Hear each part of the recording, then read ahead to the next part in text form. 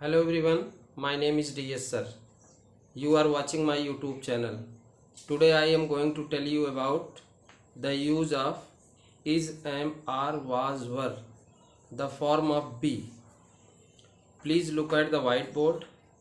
Please pay attention to me.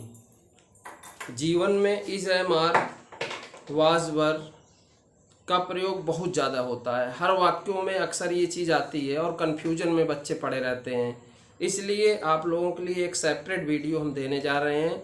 आप हर चीज़ पर अपना फोकस करिए और अच्छे ढंग से देखिए, ताकि इज़, एम, आर, वाज, वर जो हमारी फॉर्म है, वर्ब की मेन वर्ब फॉर्म होती है बी के वेरियस रूप जो हमारे हैं, वर्ब की फर्स्ट अवस्था, सेकेंड, थर्ड, फोर्थ, इसका कैसे प्रयोग किया जाता है, इसके बारे में पूरी जानकारी विस्तृत रूप से हम बताने जा रहे हैं। देखिए, सबसे पहले तो बी मेरा मेन वर्ब है। जैसे गो मेरा मेन वर्ब होता है, गो, वेंट, गॉन, गोइंग, गोज। जब ये वर्ब की पहली, दूसरी, तीसरी, चौथी, पांच, ऐसे इस तरीके से गो की 5 फॉर्म बनती हैं, वैसे बी की भी 5 फॉर्म बनती है। बी का पहला फॉर्म जो होता है वो आर और एम होता है, दूसरा फॉर्म वाज और वर होता है, तीसरा फॉर्म बीइंग होता है, चौथा फॉर्म बीइंग होता है, पांचवा फॉर्म इज होता है। ठीक, इसको आप याद रख लीजिए। इसके बाद देखिए, रूल नंबर स्ट्रक्चर, हमारा पहला रूल हमने बताया था, सबसे पहले सब्जेक्ट होगा, फिर हमारी सहायक क्रिया is, am, are plus noun रहेगा, तो नाउन के पहले ए जरूर लिखा जाएगा। ठीक, अब यहाँ पर अगर ये प्रेजेंट टेंस का वाक्य है तो इज, एम, आर लगता है। अगर पास्ट टेंस की कोई बात है तो हमको वाज और वर लगाना है। थोड़ा सा चेंजिंग करते हैं। देखिए, जिसे हमने कहा इज, एम, आर के साथ नाउन का प्रयोग, जैसे राम अध्यापक है। राम अध्यापक है, बिल्कुल क्लियर है। तो यहां पे राम इज अ टीचर। यहां पे इज का प्रयोग जो है लिंकिंग वर्ब के रूप में हो रहा है। इसका प्रयोग किस रूप में हो रहा है? इज का प्रयोग किस रूप में हो रहा है? Linking verb. अब सवाल उठता है, लिंकिंग वर्ब क्या होती है? लिंकिंग वर्ब हमेशा बताती है कि जिसकी चर्चा हम कर रहे हैं, जैसे यहाँ पे राम लिखा हुआ है, राम अध्यापक है, तो ये जो राम है और ये जो अध्यापक है, राम और अध्यापक बिल्कुल एक ही चीज के बारे में बता रहा है। राम इज अ टीचर, तो अगर हम कहेंगे टीचर कौन है तो आप बताएंगे राम है। अगर हम कहेंगे राम क्या है तो आप बताएंगे टीचर है। तो राम और टीचर एक ही चीज का बोध अगर हो रहा है तो इज, एम, आर का प्रयोग अगर एक ही चीज के लिए होता है, जैसे राम है और टीचर है, तो राम के लिए तो टीचर आया है, तो राम और टीचर के लिए इज का प्रयोग हमने किया है, तो ये इज हमारा जो है क्या बन जाएगा? Linking verb. क्योंकि ये इसका क्या है? कंप्लीमेंट है, पूरक है, इसलिए ऐसा स्थिति है। जैसे हमने कहा मोहन बीमार था, ये मेरा पास्ट टेंस शो कर रहा है, मोहन बीमार था। ध्यान दीजिए, यहाँ पे सबसे पहले क्या लिखा है? मोहन। अब था के लिए मैंने लगा दिया वाज। बीमार की इंग्लिश होती है इल, मोहन वाज इल। अगर हम देखेंगे तो वाज का प्रयोग किस रूप में हुआ? लिंकिंग वर्ब के लिए, क्योंकि मोहन और बीमार दोनों एक ही व्यक्ति हैं। जैसे मोहन है वही तो बीमार है, अगर हम पूछेंगे बीमार जो है वही मोहन है, तो मोहन बराबर इल नहीं हो सकता। अगर ऐसी स्थिति आती है कि मोहन और इल जो बीमार व्यक्ति है और वही मोहन है, ऐसी स्थिति में ये हमारा किस चीज का प्रयोग हो जाएगा? लिंकिंग वर्ब का। जैसे और देखिए, वे मेरे मित्र हैं। ठीक, अब वे की इंग्लिश क्या हुई? They are my friends. अब माई फ्रेंड और दे एक ही चीज है, इसलिए यहाँ पे आर का प्रयोग लिंकिंग वर्ब के रूप में हुआ है, यहाँ पे वाज का प्रयोग लिंकिंग वर्ब के रूप में हुआ है। तो ऐसी स्थिति में हमारा रूल नंबर फर्स्ट काम करता है। सब्जेक्ट रहेगा इज एम आर रहेगा प्रेजेंट टेंस में, पास्ट टेंस में वाज वर रहेगा और नाउन का प्रयोग करके हम बताएंगे उसके बारे में। तो ये हमारा पहला रूल काम करता है। दूसरा रूल आप देखिए, दूसरे रूल में ये बताया गया है कि अगर कभी भी एडजेक्टिव और नाउन का कॉम्बिनेशन होता है तो उसके पहले ए एन लगता है। जैसे हमने लिख लिया बॉय, हमने लिख लिया बॉय। अब बॉय माने मालूम है सबको लड़का होता है। बॉय के पहले क्या है, हमने लगा दिया गुड, और ये बॉय मेरा क्या है, एडजेक्टिव है, और बॉय ये गुड क्या है, एडजेक्टिव है, और बॉय क्या है, नाउन है। एडजेक्टिव नाउन का कॉम्बिनेशन हो गया, दोनों मिल गए, तो इसके पहले अ जरूर आएगा। जैसे हमने लिख लिया ऑनेस्ट, ऑनेस्ट मर्चेंट, ईमानदार व्यापारी। अब ये मर्चेंट मेरा नाउन है, ऑनेस्ट मेरा एडजेक्टिव है। अब ऑनेस्ट के पहले मेरा एन आ गया, तो ये ए और एन दो चीज ऐसी है, अगर कभी भी एडजेक्टिव और नाउन का कॉम्बिनेशन होता है, बिल्कुल ध्यान से सुनिए, अगर एडजेक्टिव और नाउन का कॉम्बिनेशन हुआ तो या तो ए आएगा या तो एन आएगा। वो हमारे किसके ऊपर डिपेंड करेगा, ए और एन के जो बिल्कुल बगल में शब्द लिखा हुआ है उसी के अकॉर्डिंग, उसी के उच्चारण के अनुसार आता है। जैसे यहाँ देखिए राधा सुंदर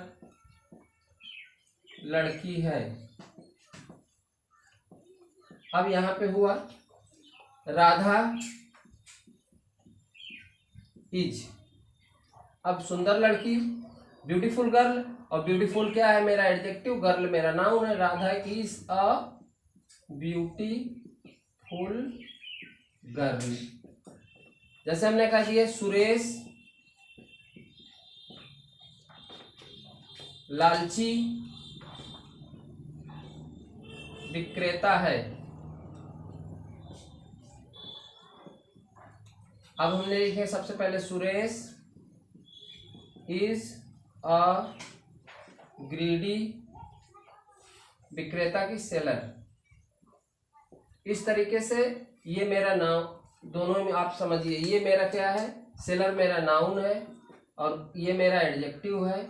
इसके पहले हमारा ए और एन आ रहा है कि नहीं आ रहा है, ये मेरा रूल जो ए एन का चलता है, इसके ऊपर विशेष ध्यान देना है। ये हो गया। इसके बाद रूल नंबर 3, रूल नंबर 3 हमारा क्या कहता है,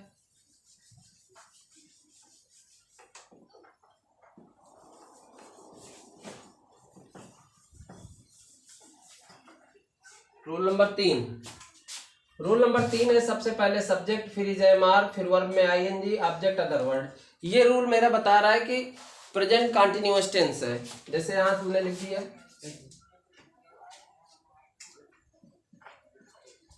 Ram is singing a song. अब यहाँ पे ध्यान दीजिए, इसका अर्थ हुआ राम गीत गा रहा है। अब ये राम जो है मेरा, ध्यान दीजिए, ये इज है और ये वर्ब है, ये मेन वर्ब थी और ये मेरी हेल्पिंग वर्ब थी। मेन वर्ब और हेल्पिंग वर्ब जब आ रही, मेन वर्ब के साथ हेल्पिंग वर्ब आ रही है, उसमें आईएनजी लग रहा है, तो हम तुरंत समझ जाएंगे ये कौन सा टेंस है, प्रेजेंट कॉन्टिन्यूअस टेंस है। प्रेजेंट कॉन्टिन्यूअस टेंस का कोई भी वाक्य होगा तो इज एम आर के बाद हमेशा वर्ब में आईएनजी लगेगी। और पास्ट कॉन्टिन्यूअस अगर हो गया रूल नंबर 4 के हिसाब से, तो जैसे हमने कह दिया Ram was eating bananas, Ram was eating bananas, इसका अर्थ क्या हुआ, राम केले खा रहा था। अब देखो, था से मेरा पास्ट टेंस हो गया, रहा से मेरा कंटिन्यूअस टेंस हो गया, है से मेरा प्रेजेंट टेंस हो गया, रहा से कंटिन्यूअस टेंस हो गया, ये मेरा पास्ट कंटिन्यूअस टेंस है। इस तरह से अगर is am are was were के साथ हमारा आईएनजी आ रहा है तो हम टेंस में चले जाएंगे, मतलब प्रेजेंट कंटिन्यूअस टेंस या वाज वर्ब में पास्ट कंटिन्यूअस टेंस। इस तरीके से हमारे कितने रूल हो गए? 5, 1 2 3 4 और 5, 4 रूल हो गए। 5वां रूल आप देखिए, ये पैसिव वॉइस शो कर रहा है। पैसिव वॉइस में होता क्या है? कोई भी एक्टिव वॉइस का वाक्य आप लीजिए, कोई भी एक्टिव वॉइस का वाक्य ले लीजिए। जैसे हमने कहा राम पुस्तक पढ़ता है। अब ये प्रेजेंट इंडेफिनिट टेंस था, राम पुस्तक पढ़ता है। तो यहाँ पे सबसे पहले राम क्या है? सब्जेक्ट। पुस्तक क्या है? ऑब्जेक्ट। पढ़ना क्या है? वर्ब। है क्या है? Helping verb. यहाँ पे ऐसे कैटेगरी बटी हुई है। सबसे पहले सब्जेक्ट लिखा है हिंदी में, हिंदी में फिर ऑब्जेक्ट लिखा है, हिंदी में मेन वर्ब लिखा है, फिर हेल्पिंग वर्ब। मगर जब इसकी इंग्लिश बनाएंगे तो कैसे बनाएंगे? पहले राम की बनेगी इंग्लिश, राम, फिर रीड, फिर यहाँ पे यस लग जाएगा क्योंकि राम मेरा सिंगुलर है तो ये भी सिंगुलर हो गया। राम रीड्स अ बुक, इसका अर्थ हुआ राम पुस्तक पढ़ता है। अब इसकी, ये तो मेरा एक्टिव वॉइस का वाक्य है प्रेजेंट इंडेफिनिट का। जब इसको पैसिव वॉइस बनाएंगे तो ये जो बुक है ये और ये दोनों जगह बदल देंगी। तो अ बुक क्या हो जाएगा? शुरू में आ जाएगा अ बुक इज, और रीड का third form read by Ram. अब book is read by Ram. अब देखिए इज एम आर, इज के साथ देखिए इज एम आर, अगर ये कभी भी आ रही है चीज और थर्ड फॉर्म लग रही है तो तुरंत हम समझ जाएंगे क्या है ये मेरा पैसिव वॉइस है। ठीक, कर्म को इसमें प्रधानता दी जा रही है। जैसे हमने कहा वह पीटा गया, आपको लग रहा है ये पास्ट इंडेफिनिट टेंस है, बिल्कुल सही है, पास्ट इंडेफिनिट टेंस है, मगर पास्ट इंडेफिनिट टेंस का पैसिव वॉइस है। वह पीटा गया, इसमें वह जो है कोई काम नहीं कर रहा है, ये ऑब्जेक्ट का काम कर रहा है। क्या कर रहा है? ऑब्जेक्ट का काम कर रहा है, यानी पीटने का प्रभाव वह के ऊपर पड़ रहा है। तो इसकी इंग्लिश हो गई he was beaten, he was beaten. तो पैसिव वॉइस इस तरीके से बनती है। और देखिए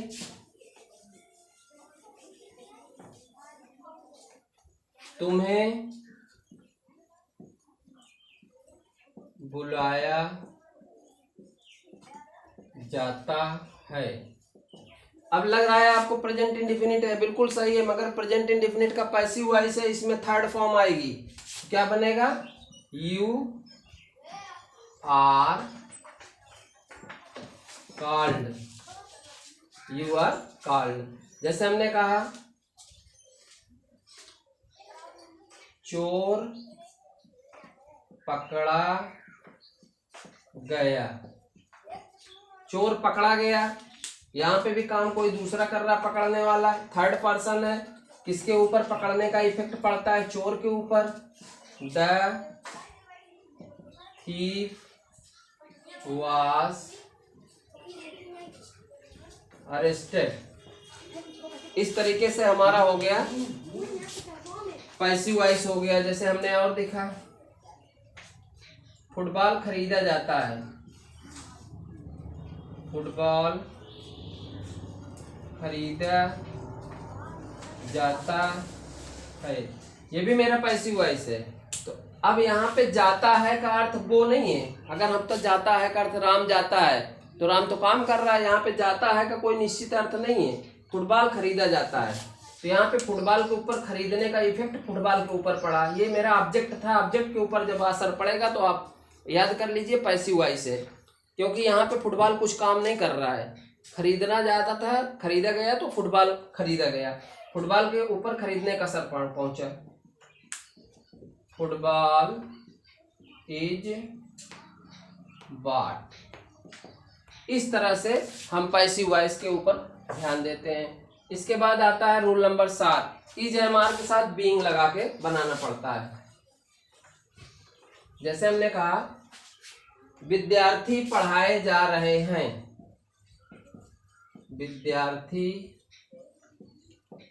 पढ़ाए जा रहे हैं।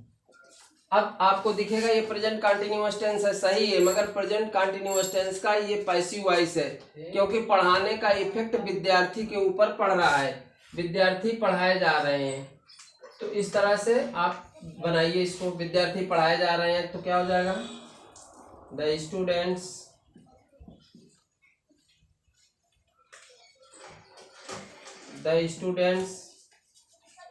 Are being taught।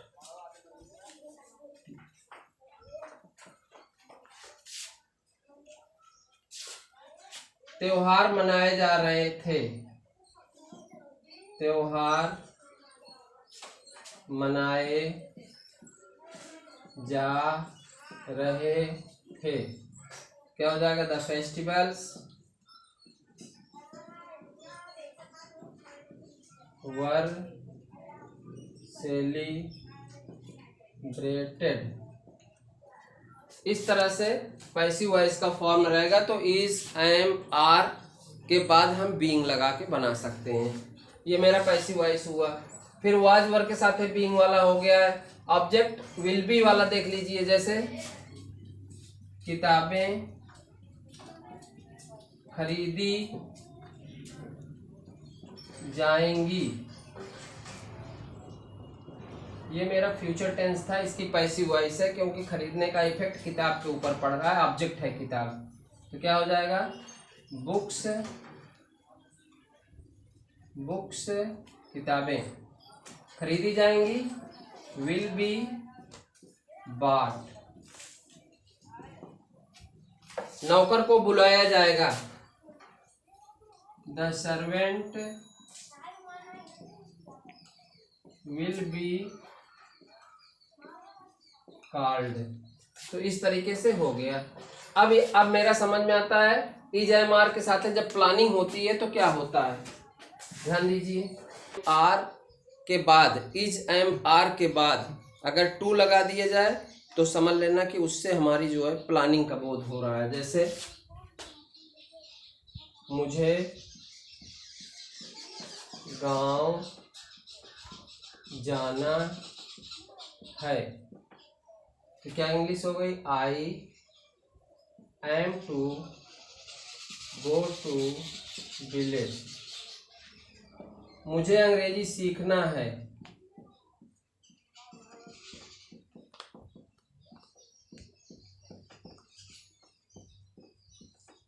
मुझे अंग्रेजी सीखना है, I am to learn English.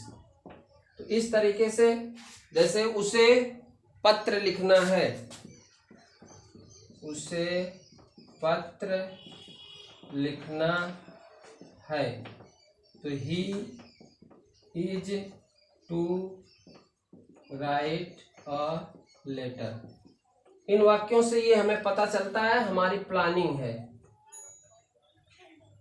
हमारी प्लानिंग है कोई चीज की। प्लानिंग माने योजना है, मैंने बनाई भैया हमें ये काम करना है, ठीक, मजबूरी नहीं है, हम अपनी इच्छा से काम करना चाहते हैं। अगर मजबूरी होगी तो has to, have to, had to का प्रयोग होगा, वो बाद में बताया जाएगा। आज इज एम आर की चर्चा हो रही है। इसके बाद है इज एम आर 11वां रूल देखिए, is am are about to. About to का मतलब वाला वाली है, ये नियर फ्यूचर में जल्दी होने वाला काम है। जैसे हमने कहा रोगी मरने वाला है, वाला है, क्या हो जाएगा, the patient is about to die. बच्चा हंसने वाला है, the child is about to laugh. तो इस तरीके से अबाउट टू का वाक्य जब प्रयोग करते हैं हम, तो अबाउट टू में क्या होता है, कोई चीज, जैसे हवाई जहाज उड़ने वाला है, हमने कहा हवाई जहाज उड़ने वाला है, मतलब अभी उड़ा नहीं है, ये नियर फ्यूचर जल्दी होने वाला है, ये काम होने वाला है, हवाई जहाज उड़ने वाला है। तो क्या बना, the aeroplane is about to take off. तो इस तरीके से हम देखेंगे, जैसे वह गांव जाने वाला है। प्रेजेंट में जैसे हैं, हम खड़े हैं और फ्यूचर के बारे में सोच रहे हैं, वो गांव जाने वाला है, जल्दी जाएगा, तो हो जाएगा he is about to go to village. इस तरीके से 11 हमने रूल बताए हैं। 11 रूल आप लोग ध्यान से देखिए, उनकी प्रैक्टिस करिए, अभ्यास करिए। अगर हमारा वीडियो पसंद आया हो तो लाइक करिए, सब्सक्राइब करिए, शेयर करिए और आगे जो है सीखिए और सिखाइए। यही उम्मीद हमारी आपसे है। जय हिंद।